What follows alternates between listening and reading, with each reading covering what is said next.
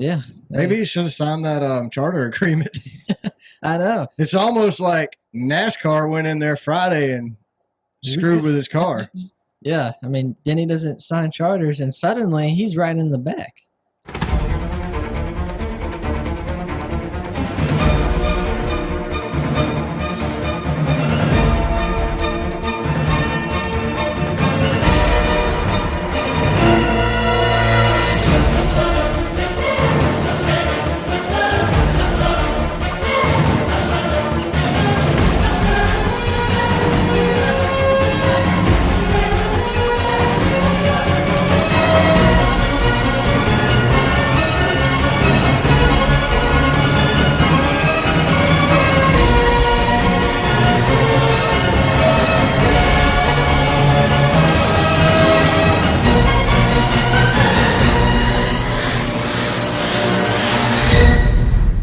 Hey, what's going on, everybody? My name is Brad, and with me, as always, is John, and this is Race Car Spelled Backwards, episode 106, I think. Yes, it is. Good job.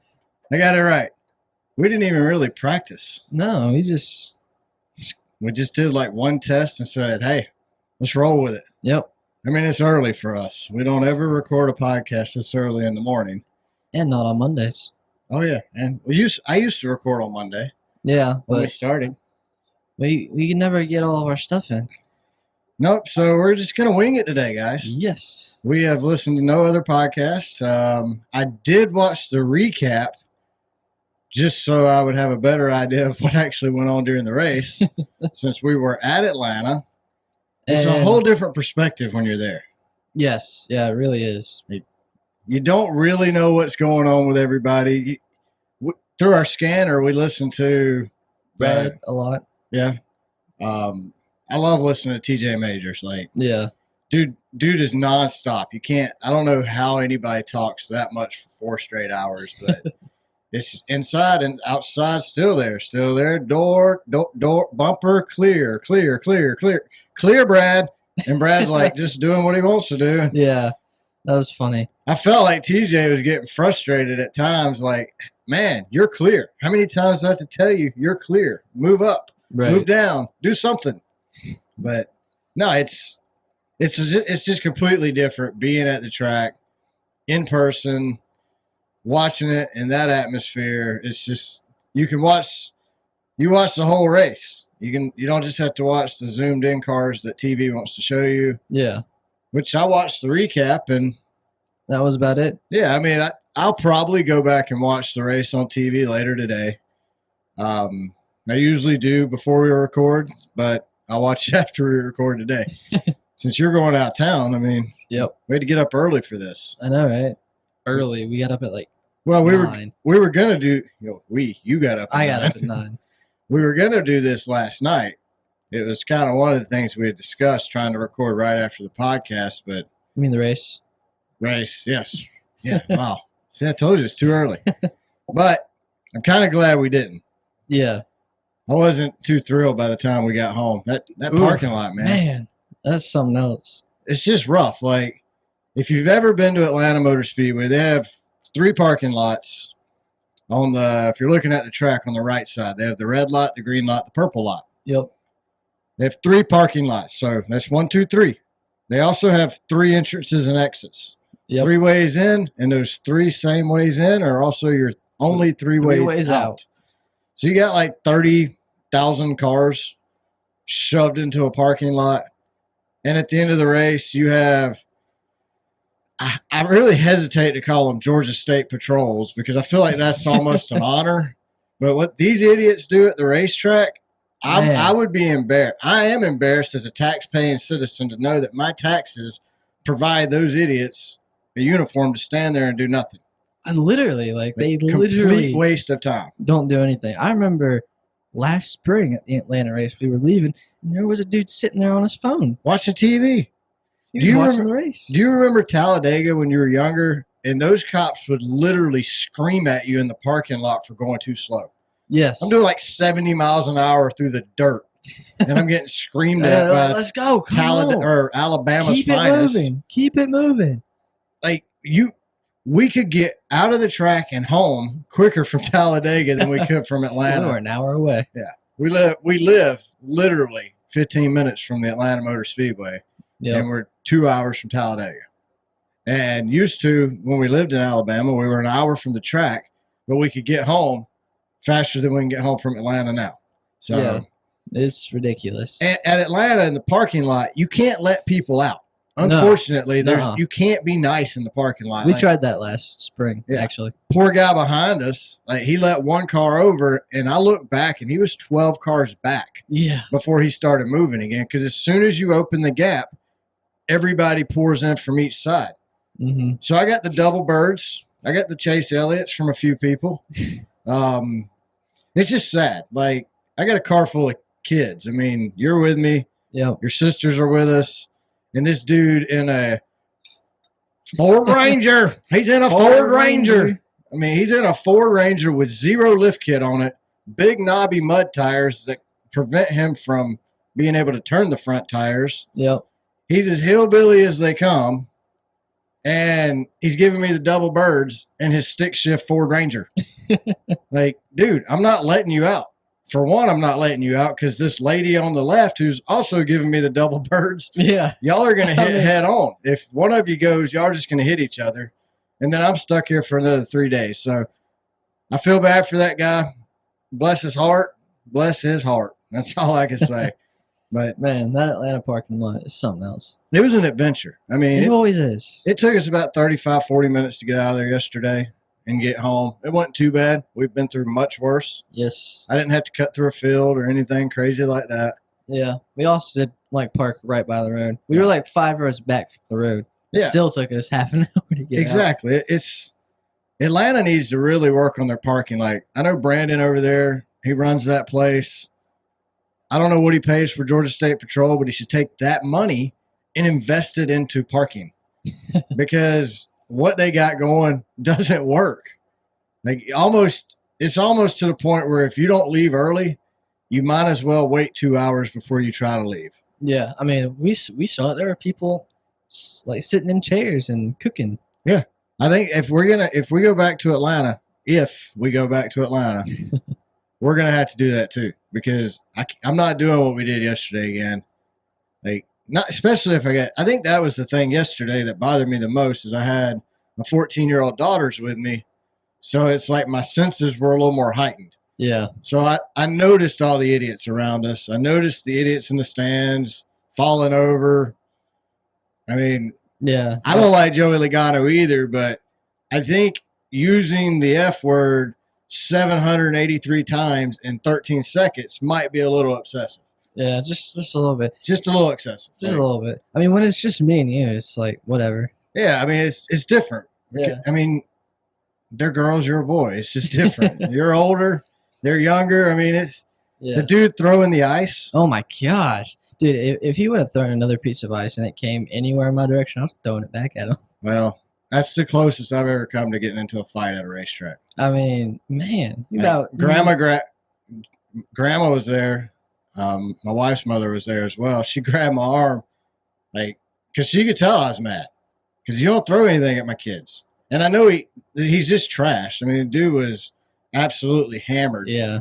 He had already sat down next to me in my lap, so I put my arm around him to let him know there was other people sitting there, and he looked at me.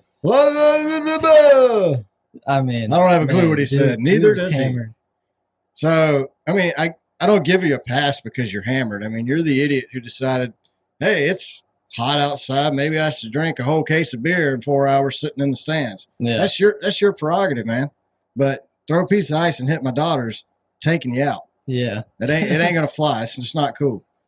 So, but we had a great time overall. Yeah, I mean, I'm not gonna let 3 or 4 idiots ruin my trip. So, had a great time. I love being at the racetrack. I love the environment. I love the atmosphere. I used to love the fans. I think they're starting to suck a lot more. But hey, there's some good fans there, some good people. Yep. We got to meet some listeners of the show. Got to hang out with Justin for a little while. So, Justin, we really appreciate you listening to the show each week. A big shout out to you and Maverick. Maverick, man, I don't know what happened to Denny.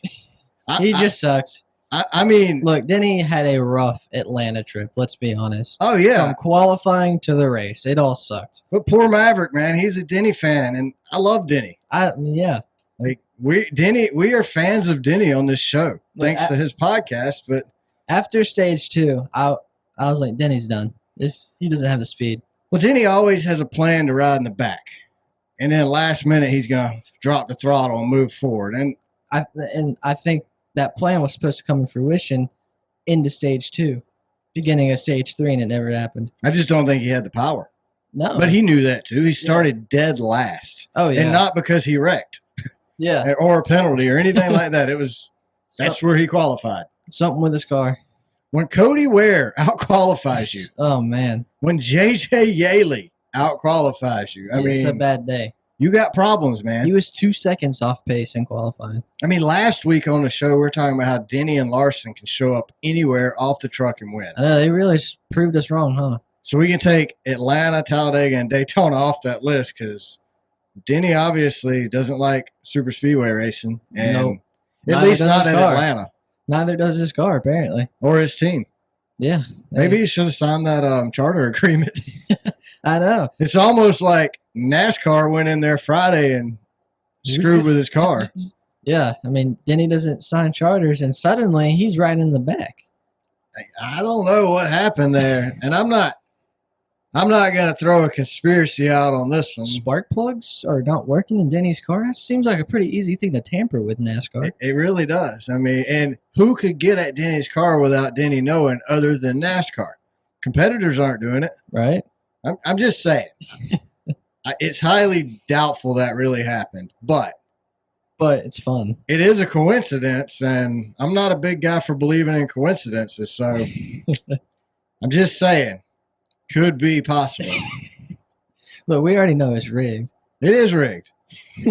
NASCAR is 100% scripted to an extent. To an extent. I'm not going to say they okay, he's going to finish in first, he's going to finish in third, he's going to finish in eighth. It ain't that scripted, but it is scripted to a point where there is a button, release button. We're going to have a green, white checker. Yeah. There's a button you push that releases a sign onto the track. To cause a caution. They don't have to use it every week because usually they got Briscoe, Noah Gregson, but Joey, somebody is going to cause a caution. Yeah. They didn't do that till the last 2 laps. Yeah. And well, Briscoe had already wrecked. So. Yeah, I mean, he was out early. Somebody had to remind Noah, Noah, you and Austin Cindric, it's up to y'all to bring out a green, white checker. Briscoe's already out, man.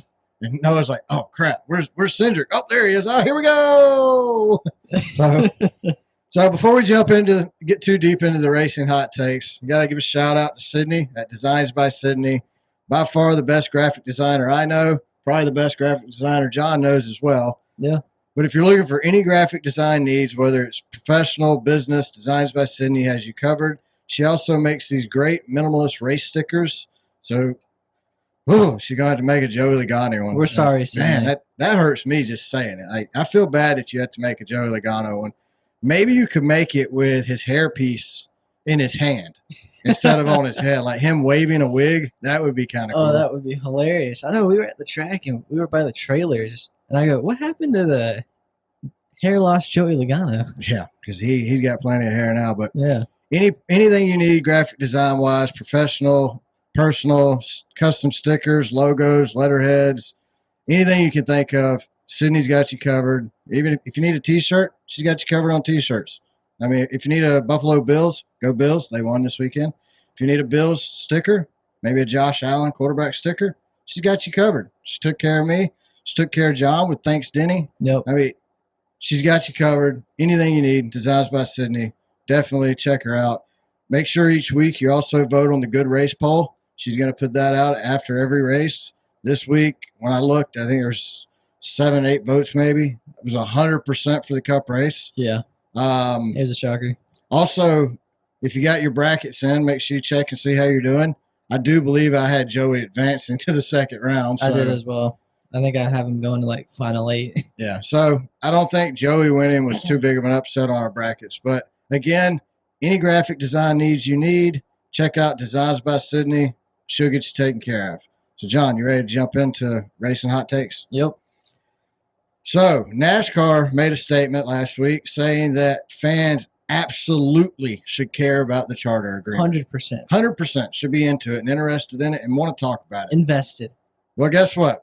We are. Yeah, that's right. So all the teams signed the contract agreement except for 2311 and Front Row, which I was kind of surprised by Front Row. I know. Bob Jenkins, I mean, he wasn't a fan of what the direction the sport's going. I mean, Bob's like, hey, this ain't cool, guys. Yeah. Teams are getting screwed here. So, I mean, 2311, that's not shocking. I'm very proud of 2311 and Front Row Motorsports. Like, actually, those two teams just moved to the top of my favorite teams in NASCAR. Because, look, they're standing up to Big Brother. They're standing up to big corporation NASCAR. NASCAR's, I mean, granted, they're kind of a big corporation themselves, but still, they're standing up to the man. Right. Like, we've all taken it from NASCAR as fans. I've sat in 3 o'clock races in the middle of the summer in the dead heat in the hot sun because that's the best time for TV instead of running it at night. I mean, we got $1 million light systems at these tracks and we can't use them because that's not the best time for TV. Like what? So NASCAR has essentially killed the fan experience. And they're trying to kill racing in general. I mean, Curtis Polk said this is a David and Goliath moment. Basically calling the team David and NASCAR Goliath. I agree with that. Yeah, absolutely. I mean, what do you think? No, I mean,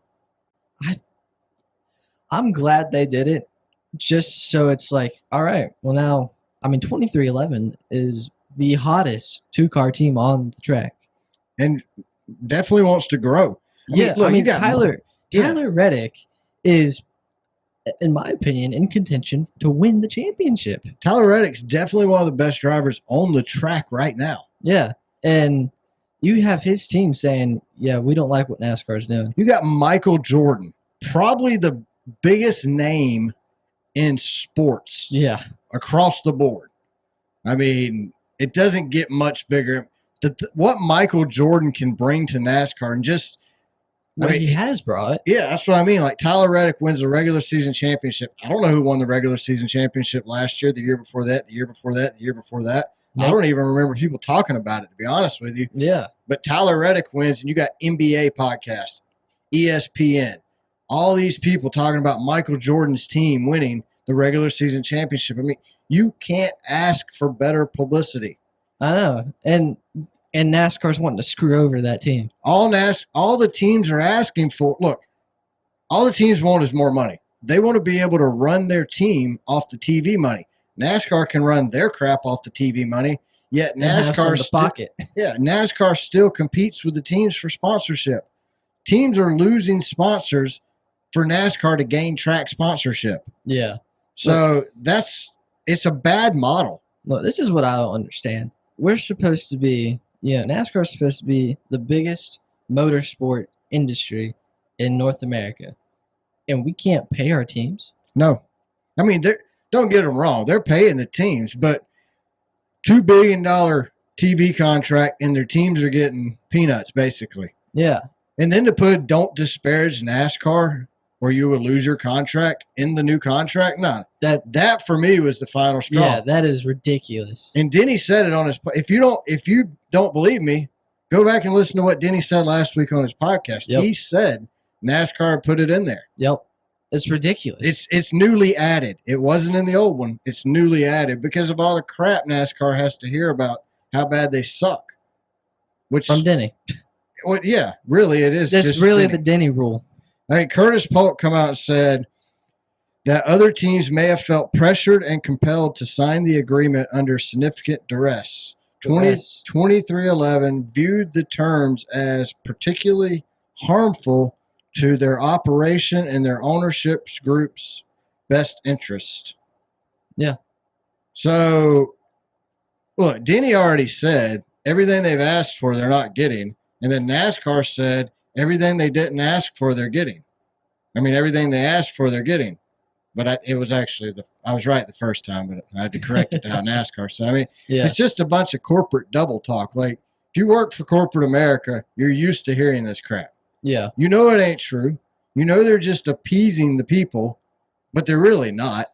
I mean, as fans, we've seen the decline of NASCAR. So we don't want that. It really is ridiculous. And you've got HMS, Penske, and Gibbs. They all signed because they've got other operations outside of NASCAR that actually can sustain them. Well, yeah, I mean, you can't be sustained off of NASCAR is what I'm trying to say. Oh, yeah, exactly. I mean, they've all got other ventures outside of NASCAR. NASCAR is their hobby, and they have to have other ventures to support that hobby financially. Yeah. And they use their NASCAR to help build. I mean, Hendricks, Rick owned a couple dealerships back in the day, and they weren't doing the best. No. And then he becomes a huge team in NASCAR, and guess what? He's hugely successful in his car dealerships and his other operations. Yep. Penske, same way. Gibbs, same way. I mean, these guys use NASCAR to springboard their other careers. And now they're using those other careers to fund their NASCAR. Yeah, and I just think it's time to change. Like, the world has changed. NASCAR has changed. NASCAR has drastically changed. So it's time we change up the charter deal. It's not the old school NASCAR it used to be. Let's change it up. But look, here's the thing. Playoffs started yesterday in Atlanta. Yep. To me, the biggest talking point is not Joey Logano winning. It's the charter deal not getting signed by 2311. The charter deal is now overshadowing the playoffs, in my opinion. And you know what that means? Thanks, Denny. We win. That's what that means. Thanks, That's a Denny. win for NASCAR fans. So, yes, like John said, thank you, Denny. I mean, Sydney, you're going to have to put the Thanks Denny stickers out for sale. I know. Because if it wasn't for Denny right now, we'd all be bored. We'd just be talking about Joey Logano. Every time I say his name, I have this reflux where I almost throw up. So. It's like gag reflex. Other news that came out tomorrow, HMS and Aaron McLaren are going to be holding a joint press conference, Charlotte Motor Speedway, to make an announcement. So there's two things they could be announcing. Either A, Kyle Larson's going to run the double next year, or B, Kyle Larson's not going to run the double next year. Either way, we're pretty sure it's about the double. Yeah. I think he does. I think he's running it. Yeah. I mean, they wouldn't make a big deal over him not running it. They would just say, because they signed him at a 2-year deal. Yep. When all this went in motion, they signed a 2-year deal. Although year 2 was an option, I think if he would have won Indy and then been able to go out and run the 600, or maybe not even won, if he would have just been able to do the double, that option might not have been picked up. But he didn't even get to do the double, so the option got picked up. Yeah. I'm pretty sure he's going to do it. So and this time he knows not to lock up his brakes going down pit road. Yeah. He's had practice pitting. Yeah. And he also knows he needs to make it to the 600 to actually do the double. So yeah. Maybe you should borrow that what's that dude from Amazon's name? Bezos. He's got that new plane or something that's really fast. Maybe you should borrow that. I mean, I'm just saying. Maybe you need a faster airplane. Yeah. Parachute out over the track. And tandem jump with somebody professional. Get him down to the track. Get him in his car. Right. Land right on the grid. And he unbuckle and get in the car. Could you imagine that? Just a flyover. Here comes Larson, and there he's coming on down. Dude, could you imagine that? Like the airplane's painted in like HMS colors, that'd be or like Larson's paint scheme or whatever. Everybody looking at it. It's a bird. It's a plane. It's Josh Allen. No, it's Kyle Larson.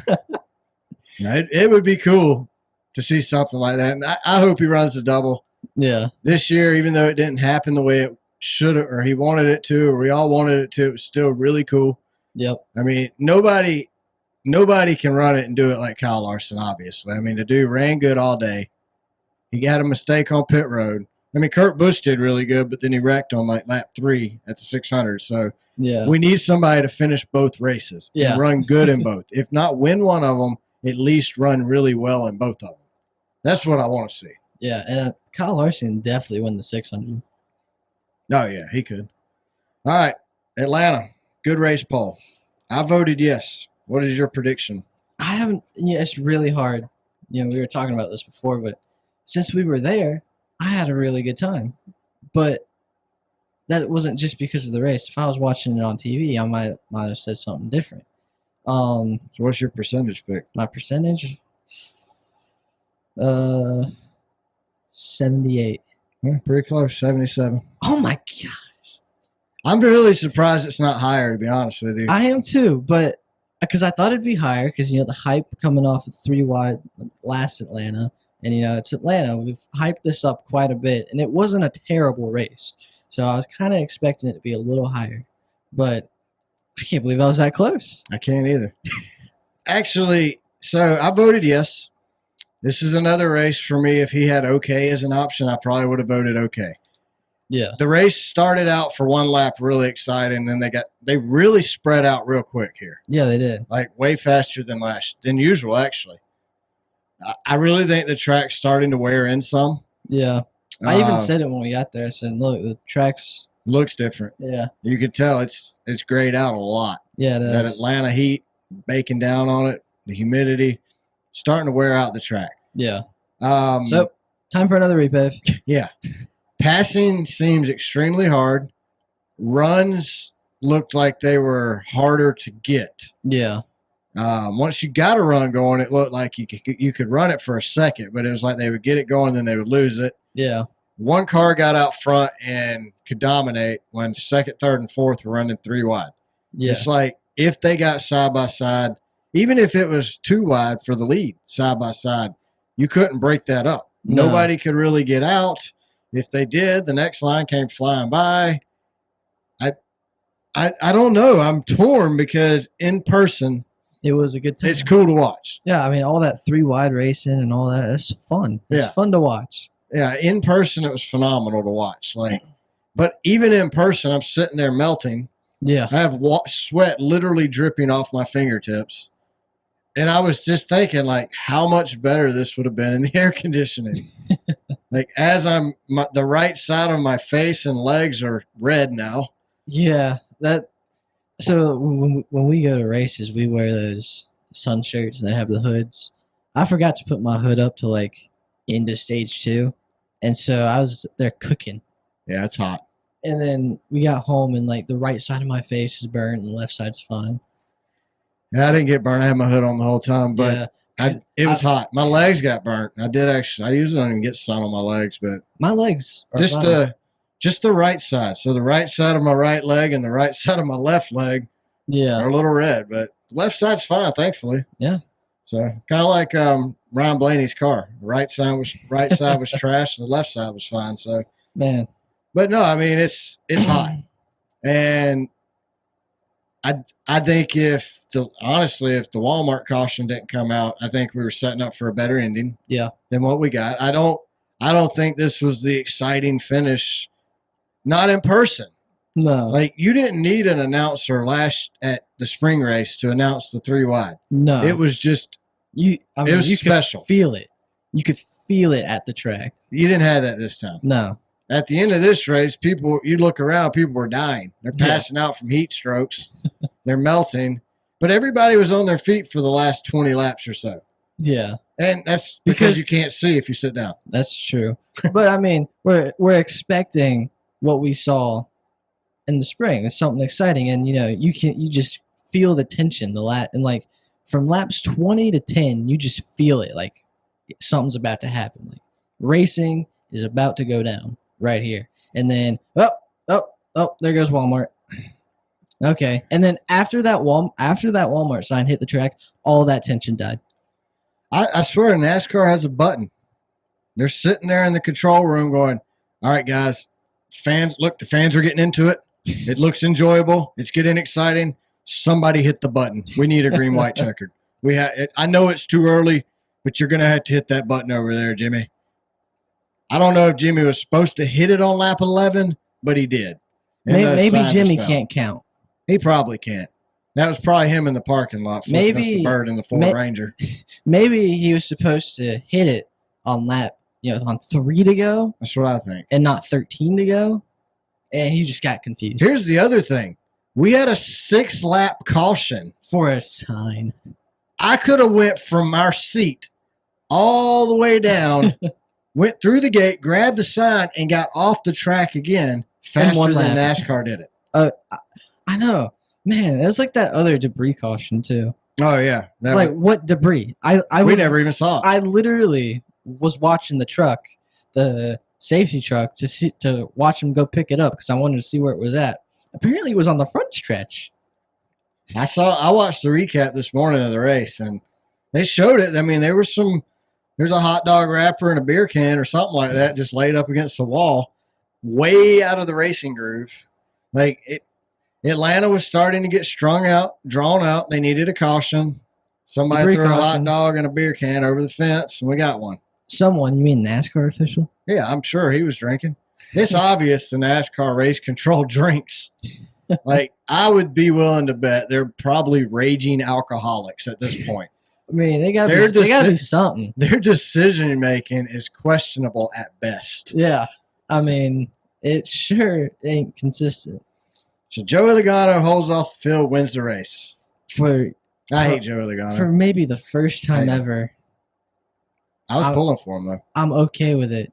Yeah. I'm only okay with it because I told John, I said, I would rather Joey Logano win today than Daniel Suarez. Yeah. I hate Joey Logano, but I do not like Daniel Suarez just a little more. Yeah. I have to agree. I've disliked Joey Logano for years. See, my thing is, at least Joey Logano is a good driver. He wins. Yeah. We've seen him win like 5 or 6 times. I know. It seems to be a tradition for us to watch Joey Logano win. But it came to the point, 20 to go. I was just hoping Suarez didn't win so much that when Joey got out in front, I was like, I'm okay with that. Yeah, I'll take a Logano win over a Suarez win any day. Yeah. I mean, they had I don't even know what it is about Daniel. I think it's because he has two. I don't know how many wins. He has 2 wins. One at Atlanta and a road course. Who knows where else? On a road course. So he's got 2 Cup victories and an 8 seasons and an Xfinity championship. So, but they shove him everywhere you look. It's Daniel Suarez advertising. Stop NASCAR shoving him down my throat. Let me decide who I like. Used to NASCAR would. I mean, I'm looking at a Coca-Cola billboard ad that's hanging up here in our studio, and it's got 1, 2, 3, 4, 5, 6. It's got Dale Jarrett, Ricky Rudd, Dale Earnhardt, Kyle Petty, Bobby Labonte, and Jeff Burton on it. Yep. And there's more than one driver. Why can't NASCAR promote everybody? Why do they have to just pick Daniel Suarez? I know he won the last race at Atlanta, but that's all I've seen for months now is Daniel Suarez. And all they talk about, can Daniel Suarez make it 2 in a row at Atlanta? Who cares? Let's hope not. Well, I mean, we were sitting there at the start of the race. They had his car in victory lane. Oh, yeah, they already had it in victory lane. What? And then Joey Logano. I hate the guy. I hate him as a driver. I love him in the booth, actually, which is really awkward. But I think he's a phenomenal broadcaster. But I just can't stand him as a driver. And it's his interviews. He goes out there, blocks, wrecks, drives like trash, does whatever he wants to do on the track. Yeah. But if anybody does it to him, it's unacceptable. They're idiots. They should be fired. I mean, I guess he's no different than any other driver, but it's that laugh. I can't take it. I just can't do it, man. It's like a weasel. Drives me insane. Oh, man. And it's not nothing new. I've hated Joey Logano his whole life. Yeah. I've told the story about Daytona. So we went to Daytona, USA after Joey Logano had won the Daytona 500. And when you go through the museum and when you come out, there's the winner of the 500's car there, and they want you to take a picture. And the guy's like, come on, bring your family over here. Let's do a picture with Joey Logano's car. I'm like, absolutely not. I will not allow my children to be subject to this. This is unacceptable. Do you remember this? No, I don't. Okay. I mean, I've told it on this show before, but I'm like, we got to go. Yeah. So we did not take a picture with the Joey Logano car. Me, my wife, and the 3 kids, we just kept on walking. And the guy's like, what? Like, you're obviously not a NASCAR fan, because any NASCAR fan understands the hatred is real for Joey when you Logano. don't like a driver, especially Joey Logano. Especially Joey Logano. But he's got his fans, too. He does. I mean, we saw some people there sporting their Joey Logano gear. Like they're giving it away out front or something for free. I don't know. But we had this 60-plus-year-old lady who's got her cell phone recording Joey do his burnouts, and everybody's booing as they walk by her. And then Billy Bob and Ted walk up and just, F you, Joey Logano. And they must have said that. Oh, my God. I'd say at least 27 times. I mean, it was like. And we only have 5 steps to walk down. And I heard it probably 27 times between those 5 steps. It's like, dude, we get it, okay? And if he wouldn't have been so drunk, I might have said something, but I didn't want to go to jail because a fight would have broke out. Yeah. He was too drunk to be reasonable. And for you to talk reason, like, look, man, this lady's 60 years old. She's been waiting forever on a Joey Logano win. Let her enjoy it. I know, right? Why do you got to ruin it for her? But no, he had to scream right in her ear, which also was right in her video. So yeah, I thought the boos were acceptable. Like, I'm okay. Boo. If you don't like him, boo for him. I booed. Yeah. I mean, we all booed. The whole family. Boo. You know, we know. We just don't like it. But it's a little too excessive. Yeah, I mean, it's just crazy, man. People's values, morals, and respect for your fellow human is completely gone. Yeah. I've never experienced this at a race or never noticed it. Like I said earlier, maybe it's because the girls were with us. I don't know. But it just all stood out to me. So Kyle Larson blows a right front, goes head first into the wall, and 11 cars later, Chase Briscoe runs into him. Man, that was a hard hit. How did 10 cars miss him and then Briscoe hit him? I think, here's my theory. The spotter quit. That's actually on the direction I'm going. I think Larson wrecked, and spotter's over there watching Briscoe, and he's like, you know what? Briscoe has a knack for finding Larson in these situations. And so he just took his headset off and walked away. Started going home. I mean, either that or he's already working for another team.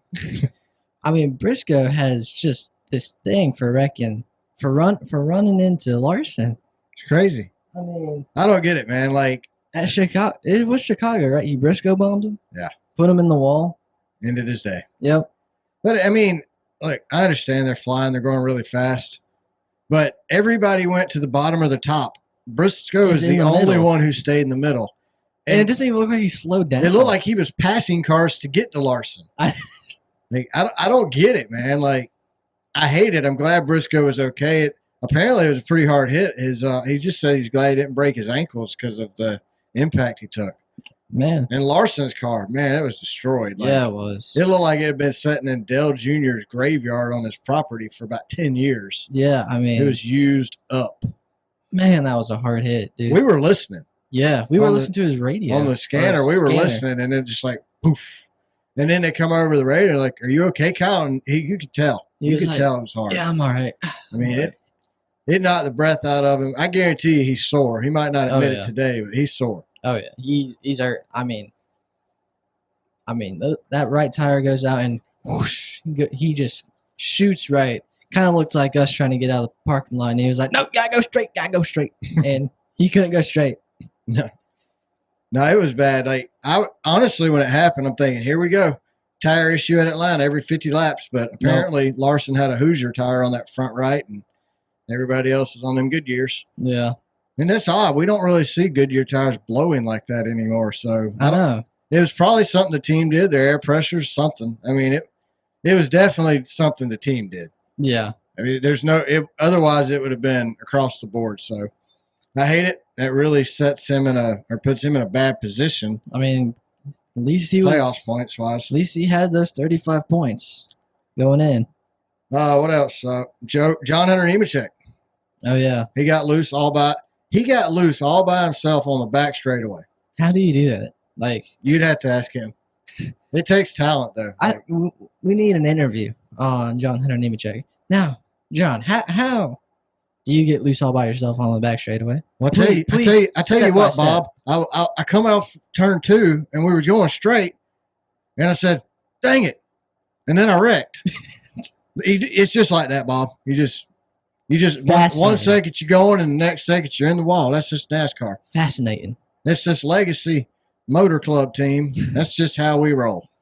Oh man, that is genuinely impressive.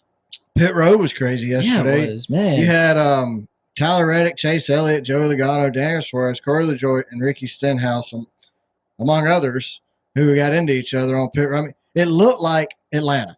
Yeah, it looked like driving through Atlanta. I live in this state, so all the rude people we had to deal with at the racetrack does not surprise me. That's Georgia. Yep. The way it looked on pit road, that looks like downtown Atlanta. Yep. I mean, did you see Suarez get pinned in between those two cars? I don't remember who it was. Yeah, I mean, he was like, I thought that ended his day right him there. and Joey. Yeah. He got into Joey. Yeah. I thought when he got pinned in between those two cars on pit road, that was his day over. Yeah, Tyler Reddick got run over by Carson Hocevar. Of course. Chase Elliott, man, he got run over by like 3 cars at one time. I know. I think he's bounced and beat and banged off half the field, and out of nowhere, here comes Corey LaJoy about to take him out again. Like, like, Corey, we're on pit road, dude. I don't know if they realize how small that pit road is, but it's not a 4-wide pit road. And I think I don't know what the spotters do during pit stops. I'm not a spotter, so I know a lot of them go to the bathroom and take a nap, have a beer, smoke a cigarette, whatever they do. I know they do that stuff. And then they let the crew chief do the pit stops. Well, crew chief ain't paying attention. Yeah. He's down there gathering tires going, yeah, you can go. Oops, don't go now. Like, these guys got to do better on pit road because it's just tight. And you got back marker teams taking out the front runners, which they didn't take anybody taken out. But I mean, it could have. So Christopher Bell's pit box caught on fire. Oh yeah, that was crazy. Yeah, it was. And I mean that happens. I saw it happen with Larson. It's actually part of the intro to this show is Larson taking off, catching on fire. So Chris Buescher, he got a little overly aggressive. Got a little pushing a little too hard. Like, Chris, it's already playoffs. You can't get in no more. Yeah, you're not going to win. You're not a playoff driver. Calm down. Get over it, bud. Your season's ended. But, he got a little overly aggressive. Got into Ryan Newman. Ryan Newman? Wow. Got into Ryan Blaney. Dented the dent wizard all up. Man. And in the process, our favorite beloved Martin Truex Jr. Man, dude. He can't help but wreck. Man, he's got that gone fishing shirt they were selling at his trailers. Yeah, he's already gone fishing. Yeah, he's gone fishing. Like, mentally, he is completely checked out. I don't think he wants to be. I'm surprised. I know he don't like super speedway racing anyway, so I'm really surprised. He showed up. Yeah. I'm surprised he didn't run into Larson too. Like, here's my way out. Like, at lap 2, maybe at lap 2 he could have wrecked again. I don't know.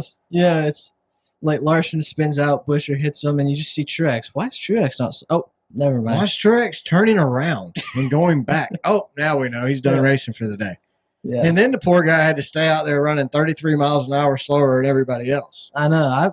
I'm surprised he didn't just hang it up, pull a Joey, and just go home. Well, it's the points, playoff points. I mean, his team still wants to do good in the playoffs, even though he don't. Yeah. He's hung it up. Look, Truex, I've never really been a fan. I don't dislike Truex because there's nothing really to dislike because he doesn't say anything, but he's just never been my driver. Right. He was. I liked him when he drove for Dale Jr. in the Chance 2 car, but since then, I mean, whatever. Yeah. I don't dislike. I really have. Yeah. That's the best way to describe Martin Truex. Yeah. Yeah. But he hit an age. Yeah, he did. I mean, I think he's just done racing. He hit that age. He hit that Kevin Harvick, Jeff Gordon, Jimmy Johnson age where he went from dominating to the next year sleeping. Yeah, just like, you know what? I'm not feeling it no more. I'm done. Pop Truex out there napping on the job. Wake up, dude. Yeah, I won't be surprised if he goes out first round.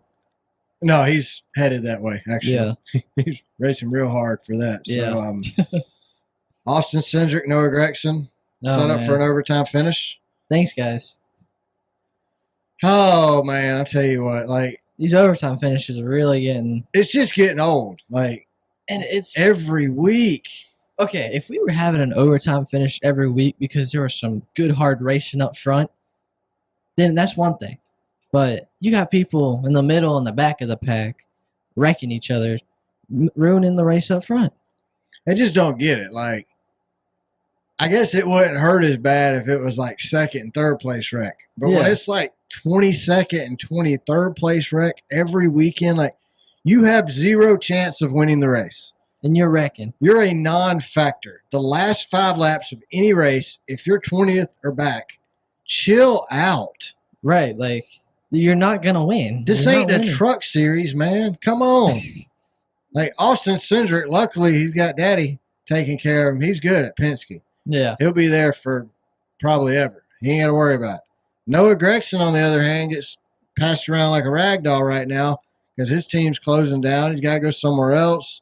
I mean, he's got to reprove himself all the time. Yeah. But you're not a factor to win. So just chill out. Just finish your goal at that point should be just to finish the race. But it's not. It's like they go stupid at the end of a race, like, huh? What do we do? And then they wreck. It's just makes no sense. And if it wasn't the green, white, checker conspiracy, literally everywhere. We used to have this thing called the phantom debris. Yep. There was a phantom debris caution. You go 280 laps at Atlanta Motor Speedway, 3 guys on the lead lap. They done lapped everybody 36 times by lap 7. Yeah. I mean, you got half the bleachers are empty, the other half are asleep. Yeah. So you get a phantom debris. There's never anything on the track. They didn't even pretend back then. It was just debris. Wind blew it away. It's gone. Like, no, they didn't even try back then. Atlanta used to be the most god-awful, boring race on the circuit. And we had the phantom debris cautions back in the day. Now, we just have non-factor teams causing cautions with 3 laps to go. Yeah. Every single week, we get a green, white checker. And it's hot. Yes. That was me yesterday. It's like I literally have sweat dripping off the tips of my fingers. I'm hot. I'm ready to go home at this point, and the race won't end. Yeah, I mean, like I said though, after that Walmart billboard, it was over. It was downhill. Like that was it. That's where the race really sucked after that. We really should have went another 8 laps under caution and just went straight to green, white checkered from Walmart. I don't know why. I hate Walmart. I hate the company Walmart. I hate everything about the ownership of Walmart. And now they got their stupid banner ruining races. Like, I know we were listening to the radio and it was like, oh, it sucks because their sponsor's upside down. No, I think it'd suck more if it was right side up. I mean, we got to see it anyway, but then we know the idiot not to buy from. Yep. Avoid Walmart, NASCAR fans. They won't. No, but I mean, I just can't describe enough the energy leading up to that. It just the momentum in the stands, the momentum on the track, everything was deflated. Like, yeah, here we go. I mean, because we were standing up at that point excited because, hey, we had some good racing going on. Yeah, it was getting interesting. Was Kyle Busch going to do it? Could Ty Gibbs pull it off? I mean, you got all these factors involved right now, and the track has a failure, a sign failure at that. Like, I know, come on. These tracks are making a killing. They're investing, I don't know, I'd say about 0.5% back into the fan experience that they're making. Yeah. If that, maybe 0% back. And they can't even get a roll of duct tape to properly hang a sign. Like, no, it's embarrassing. It's absolutely my black flag of the race. Yep. Like, never, ever, ever should TV or the racetrack cause a caution, especially with 10 laps to go. I mean, we used to have this camera on a cable that Fox had. And one time the cable broke and hit a bunch of cars.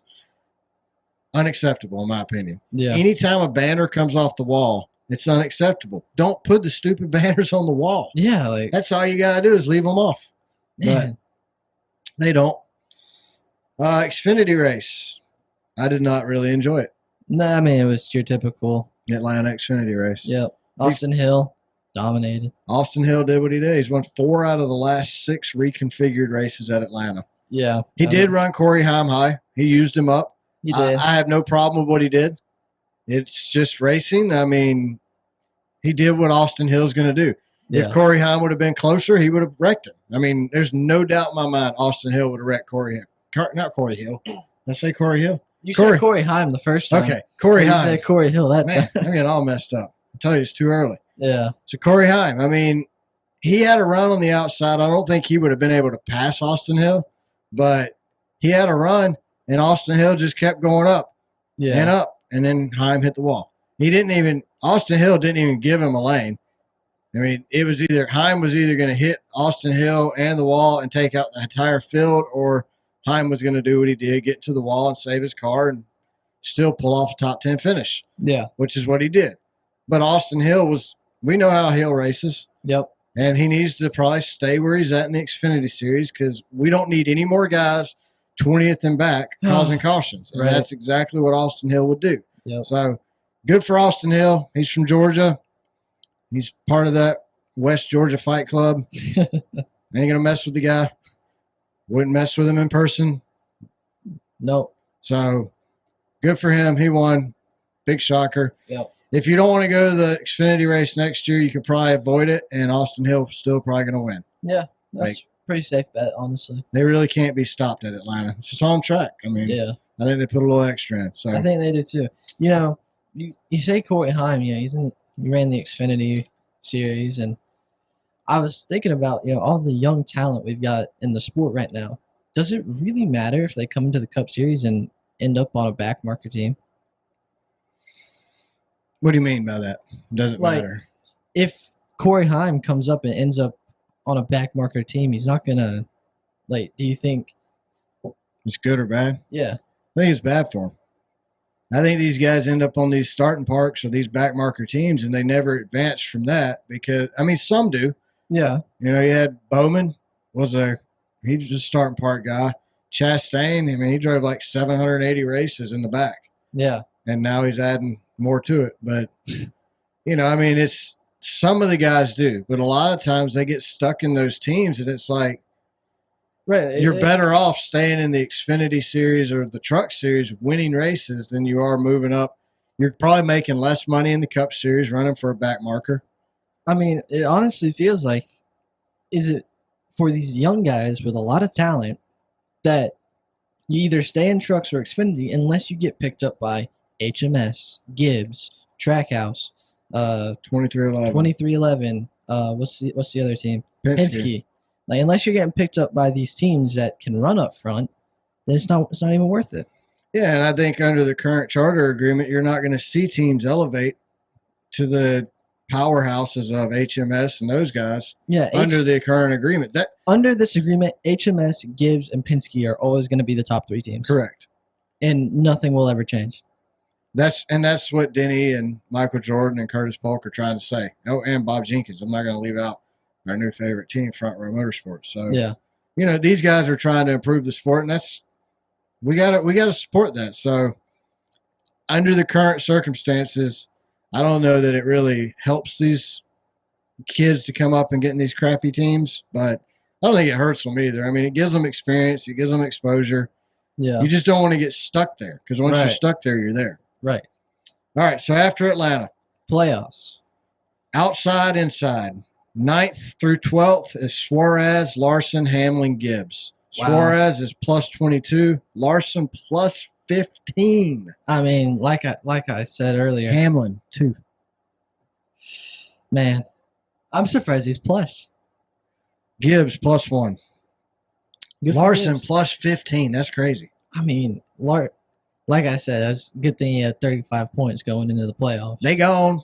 Yeah, they are gone. Denny needs a run.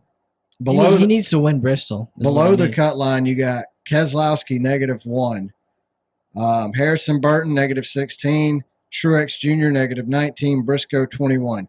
I'll be honest, Burton, Truex, Briscoe, not surprised. Keselowski, I'm a little surprised. Yeah, he never really did anything yesterday. No, he didn't. I had a whole lot. Much higher expectations for him yesterday than as well. What he did. So Suarez, I really thought would be out already, but not at Atlanta. We'll get him next weekend at the Glen. He'll be done there.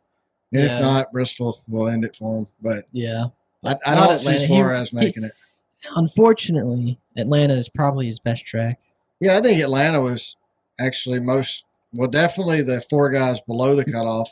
Maybe that's why they put Atlanta in the playoffs. To try to help Suarez? Yeah. Maybe.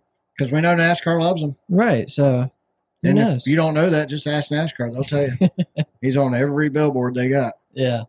But Hamlin, man, he just had a really bad day. So do you think Denny's out first round? No. I don't either. Bristol. He won Bristol. Yeah, a lot. Yeah. He's won the last 2 races at Bristol, 3 races at Bristol, something like that. Technically, I guess NASCAR took a win away, but yeah, but but still, he won. Yeah, he still won it. I wouldn't. he could make it 3 in a row. Wouldn't surprise me in the least bit this weekend. And then I don't know how he does at the Glen. It's hit or miss with Denny. He's not a huge road course guy. Yeah, I think he'll be all right. But Watkins Glen is a fast paced. Yeah, and a long time standing road course. Yeah, so he's been on it a lot. Actually, Yeah. probably more than any other one. Yeah. And their configuration doesn't change every other race like Sonoma does. So yeah. No, I enjoy Watkins Glen. I'm looking forward to it this weekend. I think Chase Elliott will probably win it. That's my thought. Penske and Hendricks were on fire yesterday. Oh, no doubt. And I mean, I think Larson would have probably been a factor at the very end if he wouldn't have blew a tire. Yeah. Oh, definitely. So looking at the cutoff line, John, who do you think? You think Keselowski's in or out at the end of the next 2 races? I think he's in. Who do you think joins Briscoe, Truex, and Burton? I think probably Suarez, or maybe Cindric, or Gibbs even. I don't know. I think Gibbs is gonna. Gibbs actually. He was doing good yesterday. Gibbs could go out and win Watkins Glen. Yeah, that's what Ty Gibbs is probably one of the better road course racers out there. Yeah, especially in the playoffs. Well, just in general. I mean, in general, but he also dominated when he was in the Xfinity series. He did really good on the road courses. So. But yeah, I don't think Gibbs is out. I think he's fighting his way into the next round. I don't disagree with that. I think it'll be Briscoe, Truex, Burton. You think Suarez? Him or Cindric?